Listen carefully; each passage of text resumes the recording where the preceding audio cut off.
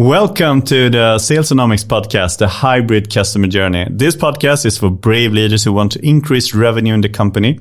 We will give you knowledge and insights on how to optimize the customer journey by combining digital and personal channels to create world-class buying experiences. And in today's episode, we will talk about communication on LinkedIn and how you actually can use it to attract more new customers, but also expand the business with the customers that you already have in front of you.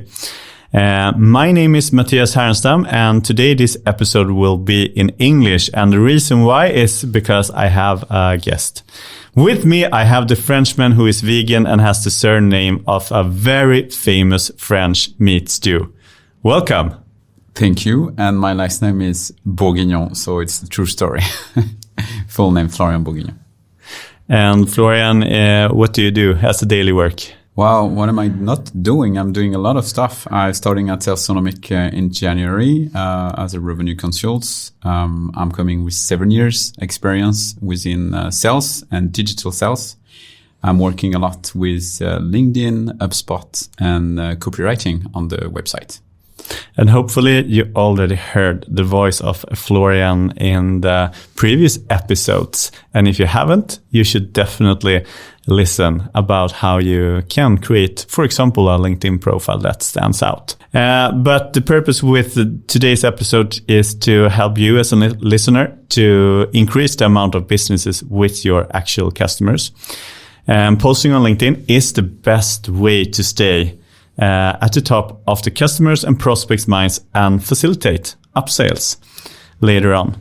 And actually, a study said that 53% of decision makers decided to increase the amount of business they did with their supplier after engaging with a piece of thought leadership. When was the last time your customers have heard from you? So, why do we want to talk about this today? Why? I mean, you introduced it. I think the first reason is for sure to, if you spend time on LinkedIn creating content, you want to have that time back. It's many companies today that are creating content. I don't know if the why is really clear for them. I think the first why you should spend time and money investing on content creation on LinkedIn is to get actual clients knowing what you're doing. So to keep the relationship with them, to stay top of mind. The second thing is, of course, to build trust and develop your network and new business areas with new potential customers. From that side, and it's the same studies from LinkedIn that is saying like 54% of decision makers and 48% of C-suite said that they spend more than 1 hour per week reading and reviewing thought leadership.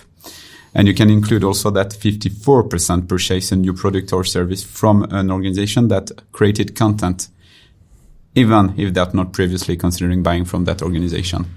So you should better create content if you don't want to lose market shares from your competitors. That's the second thing. And I would say the third reason, like to create content, but we often forget it. It's a really important subject, especially today with the young generation that is trying to work and searching companies that make sense. I would say that has also like a really high level of stress considering what is happening in the world, climate change, the hyper connection with social network and technology. They spend a lot of time on social network. And the first step that they're going to do when they are searching a work is to check the social network of the company. So creating content on LinkedIn could be also a good way to attract the best talent. And from that perspective, once again, one more numbers, and I promise we will not have so much more numbers. But I think this one is really important to know. Actually, it's 50% of buyers say thought leadership can be important in attracting the best talents. 50%. So it's like a good awareness around that. And with over 40% of the global workforce is considering leaving their employers this year. 40%. It's crazy high. So the question is like, how you're going to retain these people? How you are going to create that feeling of being a part of the company?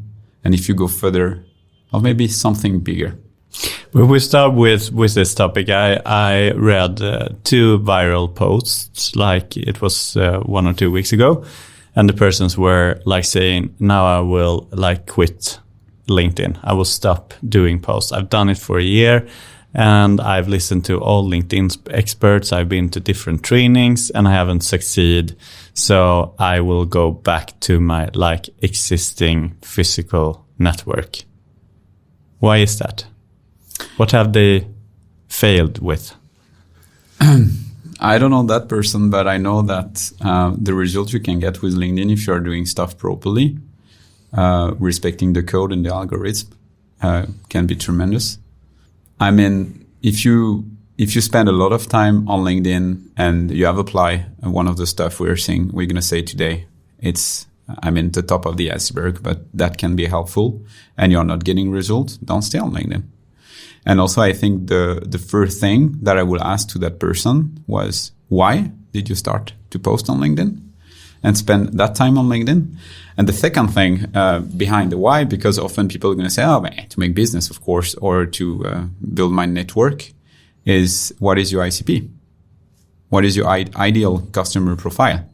Are your dream customers on the tool? If they are not, you probably spend lost your time creating contents. And are you writing content that is actually linked to their actual wording that they use and their actual problems that they are having also? Yeah, that's the second piece. If you know and you're sure that your ICP is on LinkedIn, what are you going to say to them? And how do you address their problematics? What kind of post do you do that create engagement? Oh, maybe you're a boring person like 95% of the posts that you can have on LinkedIn. Yeah. And one thing I get reminded of the other week was also like the followers that they don't comment, they don't like your post, but they see everything that you do. Because me and my colleague Niklas was in a meeting together with a potential customer, and we're sitting there in the meeting, and we asked the customer, how did you find us? And they said that, we follow you on LinkedIn for a while. We really like your view on revenue and really think that you can help like our companies. And we thought that that's good that we're sitting in this meeting because they have found us on LinkedIn, and they directly also booked the meeting through my personal calendar on LinkedIn. But the other thing was also that the trust was so high. So we asked that, okay, what alternatives are you like choosing between? I said, we have already chosen you. So we were sitting there in the meeting, and they have actually made their buying decision. Yeah. So that was quite interesting to see, because this was persons that I've never seen commented on posts. I've never seen the liked post, but in one way or another, I have connected with them on some point. Maybe or some big event, or just that they have seemed like being interesting persons for me or something. Yeah, that what you're describing, true story, we are not inventing anything there. We are we are no shares in LinkedIn, so we are just users as you. And I can give you another example. I think I spoke about that with you. So if not, that's a positive. But the listeners haven't heard it. Yeah, I can say it again. I onboarded one of my customers 2 weeks ago. We're speaking about his LinkedIn profile. We re-recorded an episode about that. So go there, because it's a good way also to build trust, because they're going to go on your LinkedIn profile, and that LinkedIn has to be really understandable and stick out. And the second step when you have that is to start to create content. And I ask to that customer, his name is Johan. I ask Johan, we're going to speak about a bit of communication. I ask you to identify some influencers, because it's a good way also to get inspired when you see stuff that are working, not working. And we are not so many at Self-Sonomic. We are only 9. But I ask you to identify some influencers, and you're going to understand when I'm speaking about the size. When he came back to me with a list, the first one was Matthias Arestam. And I started to laugh, because it's my boss. It's like, I'm following him since 2 years. And I found his content really inspiring within sales and revenue. And that's the growl, actually. And it's a long-term work that you have to do, because that guy was following you since 2 years. And when I wrote to him, he knew you, or he knew Salsonomic in some way. And I think the important thing is when you start with a why, because I think that's the important part when it comes to like start communicating on LinkedIn. Why should you do it? And what's the result that you actually want to get from it? Is to really make that clear for you to make it able to do it in the long term. Because sometimes when you like do your second post for the week and you feel that is someone interesting to read this, but then you can hear those stories that you actually have persons that you inspire or that follow you, and that make it more worth it to do it. Yeah. You and I think it's a really good thing to remember. It's a long-term work. When you start to post, I mean, go in the gym 1 week and tell me if you have the body you were dreaming of. Certainly not. And it's the same with your personal brand. It's taking months, years, commitment and repetition as a training to build the brand you want to be and see on the market. And I think one important perspective that came up in my mind when you mentioned the gym is also to see LinkedIn as one of the tools in a hybrid customer journey, to see that this is a tool where I actually can spark interest. I can get people's attention regarding a problem, and I can also present how I actually can like present a solution to that problem. But I still need to do some calls. I still need to like write emails. That will be like another episode that we will do also. So there's just one tool. And if you go to the gym and only like go on the treadmill, you get like one type of body and you actually like train your heart and everything. Yeah. But sometimes it can be beneficial to do some strength training and so on.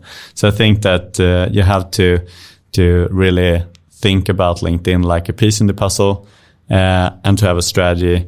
And I think it's hard today if you think that strategy is you start writing and customers will come. You need to have like other touch points with your customers also. But what you will get is when you have the customer in front of you, they will have a much higher level of trust than if you like started with only a cold call, because then who the hell are you? But if you also have like content on LinkedIn, they have read through it, they think that you have some good thoughts, you will come much further in the buying process. Yeah. And to give you to the people that are listening to us, that can be, I don't have a clue what I'm going to speak about. We're going to speak about that. And I'm not feeling comfortable doing that. At some point you will have to step out from the comfort zone. But the result can be really tremendous on LinkedIn if you're spending the right amount of time and doing the right things. Let's talk about how we actually, where should we start? We know the why now. So we have decided, we know our ICP, and we have a previous episode also about an ICP, and we have a great guide about what kind of questions you need to ask yourself to define your ICP. So we can leave that part. We have our ICP. We also have created a why for ourselves. So what's the next step? How do I actually like start communicating? I mean, like that's simple. You push the door of the gym and you do the work. And on LinkedIn, it's the same. You go on LinkedIn and you push on the button publish and you start to write something. So what is that something? Where should I start? Yeah, where should you start? We can focus on like, I can give you 1,000 ideas of content. I think you have them. It's more, are you going to build that content? Because having ideas, especially when you start, you can speak about so many stuff. You can speak about the 95% of what people are speaking about on LinkedIn. So go there. You will get inspired, meaning me at the customer office, me speaking about my expertise or my specific skills, me speaking about an article that I've just written, a white paper. There is like more corporate content. But here, and also I think it's important to make the difference between the company page and the personal LinkedIn profile. And I do believe like the personal LinkedIn profile, it's 10 times stronger, and you can have like crazy results with that. And now I'm going to speak about the personal LinkedIn profile perspective. So when you have that list of content you want to produce, I think that we can speak out to build like a post, because that's just the base. And I see so many posts that are not performing because they are not having that structure in mind. The first, before we get into like building the post, just to give a clue about what you actually can start writing about, I would say that a great idea is to like find a topic that you can write from different angles. If we take, for example, our point of view, we have the digital or the hybrid customer journey, where we like combine digital and personal channels. So the topic is actually the hybrid customer journey, because we see a lot of trends, why this is happening, why you need to change as a company. So you can write like 10, 15, 20, 25 posts only about different trends. And as you have seen today, we have a lot of statistics on it also, that this is actually happening, the buying process change. And then you can write a lot about, okay, what are the changes that you need to do within your company? What are the kind of solutions that's available in the market? So like find a topic for your company where you can like attack it from different point of views. I think that is a good starting point, because then it's easier to come up with ideas. Yes. And if we stay on the what to write about, another good technique is to make the list of your favorite customers, the one that you can even like call friends. You have a really close relationship with them. You call them and you ask them these two questions. Why did you work with us from the beginning? And what kind of result you got? There you're going to have the problematic that you started to help that customer to solve. And another thing. You can ask, what's your biggest headache right now? Yeah. Or what's the like topic that you're thinking about right now? And maybe you can see some common denominators between the calls that you have done, and saying that, okay, 4 of them said something about this. Then maybe this is interesting for my ICP. Yeah. Now. Yeah, it could be that could be also helpful to see, okay, past, what have we done? What are the results? And where are you now? So you're going to eventually identify a potential trend in the kind of thematic and post you can speak about. But all based on your ICP and all based from their everyday life problematics. That's really important to keep in mind. And always, like when you post afterwards, when you're going to do that, like keeping in your mind what kind of value I'm bringing to that ICP. Yeah. And what is the question and the problematic I want to try to solve in that. And sometimes it's the hardest part. You don't need to mention the question, but it's just the post is going to speak about that. Yeah. So give your absolutely best idea about like creating the post that everybody wants to read. Yes. I mean, there is no perfect post, but there is some rules. And if you go on LinkedIn and if you check your favorite influencers, you will see that they're respecting some of them, some good practice. The first one and the most important, you have seen on LinkedIn, you have like see more everywhere. So you can unfold text, and it's the case on your LinkedIn profile. It's of course the case on your LinkedIn post. So the first thing you need to think about is the hook. That's the most important. When you start to read an article on a newspaper, the journalists are really good to write these first rows. And on LinkedIn, there are 2-3 rows long, and you have to be the most attractive there. So how do you do that? The first step, I will say, like you can start with the takeaway of your post. So basically, why am I writing that post? What do I want to give to my visitors? So you put that on the hook. You start with that. You don't gonna explain why and blah, blah, blah, and finish with the takeaway. You take the takeaway, you put it on the beginning. The second part is intriguing, because we are curious creators. So what is he speaking about? So there, like, could be a question, could be a statement, could be a killer fact. So having like starting with the strong hook. And I will even say it's hard to do. So write your post and take the end and put it in the beginning. I'm often doing that with my customers, and they're like, oh yes, it's a great hook. Yeah, because we used to explain and finish with the conclusion and the moral and the tips, the takeaway at the end. If you put it on the beginning, you have your hook. That's the first tip. I have 3. The second one is like when you have like your text, like you can continue with informative, entertaining, inspiring developments. So if you speak about, if you didn't mention a killer fact there, you can mention it there. There, my advice is to be really sharp on what you are bringing, straight to the point and concrete. People today have really hard time to focus on long text because we're spending so much time to scroll, and our level of attention is like decreasing years after years. We spoke about that, but it's also the case on LinkedIn because eventually it's a website, 1.7 seconds to convince. It's super fast. So you want to be, go straight to the point. And the last one, when you arrive to the end of the post, I'm seeing often posts without any call to action, actually. Non-CTA. So it means that you forgot to ask you one question. What do I want to reach with that goal, with that post? What is the goal of the post? And having a call to action is like filling that goal.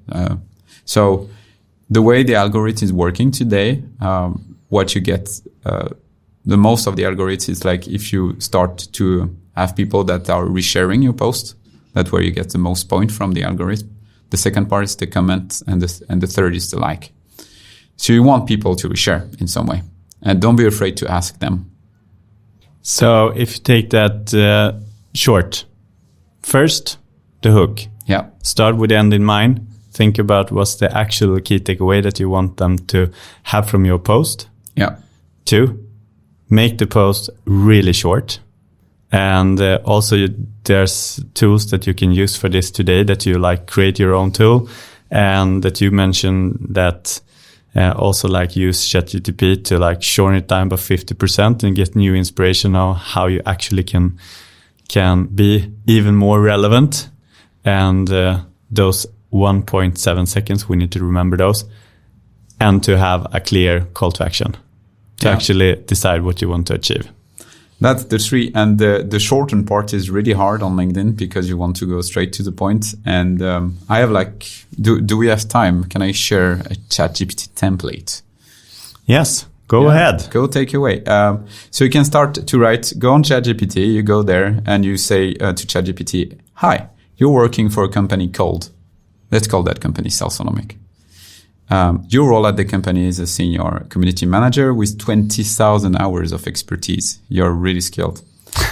You need to create a LinkedIn post for the LinkedIn of the CEO. So there could be for the LinkedIn of the head of marketing, for the LinkedIn of sales rep. I don't know what kind of job titles you have. The objective is to create traffic on the LinkedIn page of the CEO. And eventually, I want the reader and on the website of the company. So when you have that, you write your post first alone, because the thing that I don't like today is like people are relying on ChatGPT so much, and ChatGPT is not at that level that it can be you. No, not yet, at least. So write your post, and after you can take another prompt that is saying the goal of this post is, my target is, I want the reader feel that emotion. You name the emotion you want the reader feeling, and or doing that action after reading my post. You mentioned the target audience. It's really important. You click you copy paste your post and you ask ChatGPT to refine it based on these 2 templates I just gave.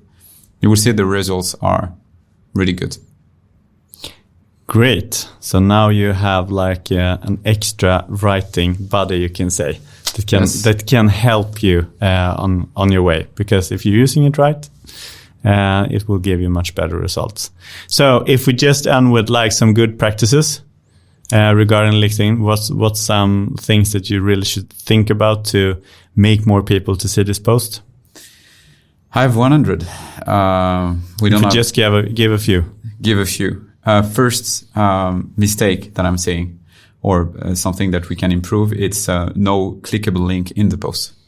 If the link make the visitor going out from LinkedIn, your reach, meaning the impression you're going to get on your post, going to go down. So if you put a link, put it in the comment, and don't make any image clickable. That's really important, except if if the visitor is staying on LinkedIn. For example, if you want to promote a LinkedIn Live or LinkedIn article, LinkedIn newsletter, it's okay. But it's a social network. They want to keep their user on the platform. Often the question is like what time and day you should post on LinkedIn. The studios are saying Thursday and Tuesday at 8 a.m. If you don't have time at 8, you can also post at 11 a.m. in the morning. When you post, be ready also to interact after the first hour when you have posted, because it's there where the algorithms, I'm not going to go in details, going to decide if your post is going to be viral or not within your network and outside. I can give like two, 3 more. Easy, write like you speak. Don't try to be fancy. People like simple words. Short sentences. I often say less is more. One idea per post. So you stay focused on your subject. One information per sentence. So you are not writing big paragraphs. Try to write a post with one sentence, with one information, and you leave some spaces in between. Go and influencers post. They often write like this. Easy to read, super fast to read. And the last one, what to publish on LinkedIn. Try to intrigue, educate, inspire, entertain. And the last one is my favorite. Try to be fun, because it's not enough fun on LinkedIn. That's why I was saying, and so sorry for that. So no offense, but when I'm saying that 95% of LinkedIn posts that I'm saying are boring, it's from my perspective, because I like to laugh a lot. I like to joke, even on my last name. And I would like people doing that more on LinkedIn, but in a professional way, you know, like meaning connecting what you say with what you do at work. And that can work. And we can also share that that's the reason why one of the reasons that you're sitting here also. When we had our working interview, and Florian had looked through my LinkedIn post, and he said that it's valuable content, but you know one thing, you're boring. Yeah. So that's where our relationship started. I like honest people. That makes me better. Yeah. I need to work on that, because too much honesty in Sweden sometimes can be hurtful. So Florian, we're talking a lot about theory right now, and we're giving some nice like facts, and we're giving some nice ideas. But tell me, how do this actually work? What's the real results? Can you give me an example? With pleasure. I can give you an example like from last Friday, actually. We're in the train going to Göteborg, and I found like a really nice company called Eveia. And I thought, I want to reach Vincent Foudrinier, the CEO of the company. I was like, okay, how can you do that? Like if you do a LinkedIn post. So you can go on my LinkedIn profile. I wrote like a post about his product that is actually Desk Peddler. I went on the LinkedIn profile of one is a sales rep that made a post that I found like really fun. I took his post, went on ChatGPT, asked ChatGPT to rewrite the post. And I have like some knowledge also around life quality at work. So I wrote the post to highlight that product. And basically I can read you the post, so you'll have also like the display of what we spoke about in terms of good practice. 10,000 steps a day, 30 minutes of physical activity a day, or 30 minutes of physical activity a day while sitting. It's possible thanks to a desk peddler. Why? The experts are saying it. Sitting is the new smoking. For every hour spent without moving in front of your computer, you're losing 5 minutes of life expectancy. So there I'm giving like some key results that you can get with the desk peddler. The desk peddler you see in that video is a 100% made in France innovation called Eveia. I tagged the company that I want try to target, created by Vincent Foudrinier, and I tagged the CEO team. Good job, guys. Are you doing delivery in Sweden? The post made 15,000 impressions in 2 hours. And so far, a week after, we are at 29 today. 23 comments, 3 reposts, 5 people that wants to buy the product. What did I do when I finished the training in Göteborg in the train? I called Vincent and I told him, guess who am I? And he answered, Florian, of course, because none of their potential suppliers or customers or anyone since they started the product made a post like this without them asking for it. So I think the idea there is you can use also LinkedIn to create value before to ask anything to anyone. And even if Vincent was not answering to me, I think the most important when you're doing that is to have the best interest at heart on your customers, being really genuine on the fact that I really want to work with that company because I love the product or the service they are selling. Genuinely, in my heart. You do that without, of course, the goal was to get a meeting with Vincent. But even if I would have been happy, and I think it felt it when I called him, I'm going to meet him tomorrow. And if we talk about like personal brand, that's also something that like really build your personal brand, and it contributed to their business. Yeah, and to finish on that, something that often we forget, that LinkedIn is also a place where people should help each other, and that in some way I gave like 29,000 impressions for free to that company. That's a real cost. I mean, count how many impressions you got the last month. That's hard to get 29,000, and I gave them for free. So I think it's really important also to keep that in mind. How I can help either my customers or the person that are in my ICP, ideal customer profile. And a really smart way of getting top of mind for the customer and get the attention that you actually want to get. So I hope you have got some new ideas for LinkedIn and the communication on LinkedIn. So I think the most important part is to define the why you actually want to start communicating on LinkedIn. And when you know that, to also make sure that you know your ICP. I think that can help you in a lot of questions about like what you actually should write about. And I'm also thinking about like this, you said like Tuesday and Thursday at 8 is the best time to post on LinkedIn. I think there's also one question that you actually can ask your customers. When do you go into LinkedIn and scroll? Because I think it will be different in different industries. For example, we work a lot with the manufacturing industry, and I can have meetings at 7 a.m. There's no problem for them because they have started the working day. But if I said that to a consulting company or a SaaS company that we should meet at 7 o'clock in the morning, they think that I'm joking with them.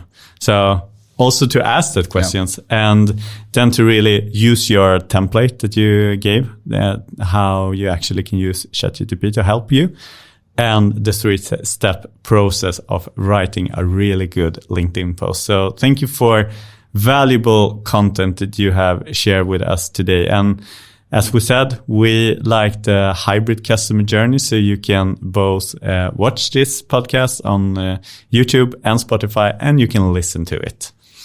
So if you want to optimize the revenue within your company, go into salesonomics.com.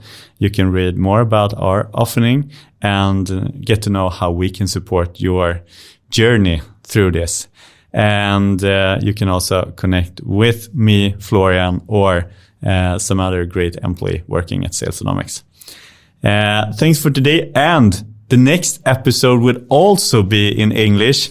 We will have you as a guest again, and we will talk about emailing and sales intent. So stay tuned for the next episode of the Hybrid Customer Journey.